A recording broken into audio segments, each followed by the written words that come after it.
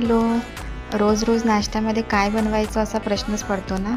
तर त्याकरिता मी आज रव्याचे उत्तप्पम बनवले आहे. हे खूप टेस्टी, हेल्दी आणि पौष्टिक आहे. तर बघूया आपण रेसिपी. इथे मी 1 कप बारीक रवा घेतला आहे आणि 1 कप रव्यासाठी आपण इथे अर्धा कप दही घेत आहे. दही आणि रवा छान असा मिक्स करायचा. यामध्ये थोडं पाणी घालायचं. जास्त पातळ पण नाही बनवायचं बॅटर आणि जास्त घट्ट पण नाही. आणि हा रवा फुलते छान थोड्या वेळाने. यामध्ये थोडं मीठ घालायचं 1 चम्मच आपल्या चवीनुसार आणि 10 ते 15 मिनिट असं बाजूला ठेवून द्यायचं झाकून. नंतर 15 मिनिटांनी मी बघितलं तर ते छान फुललं होतं. त्यामध्ये आपण आवडीनुसार आता मी इथे बीट घेतला आहे तर बीट खिसून घेतलं.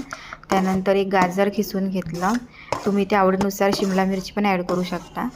बीट, गाजर आणि कांदा छान असा बारीक कापून घेतला. त्यानंतर थोडी वरून कोथिंबीर टाकली आणि पाणी टाकायचं थोडं आणि छान असं मिक्स करायचं. हे बॅटरची कन्सिस्टन्सी बघू शकता अशी पाहिजे आपल्याला. आणि त्यानंतर यामध्ये थोडंच लाल मिरची पावडर घालायची. इथे बघू शकता मी अर्धा चम्मच घेतली लाल मिरची पावडर आणि छान असं मिक्स करायचं. याने छान टेस्ट येते.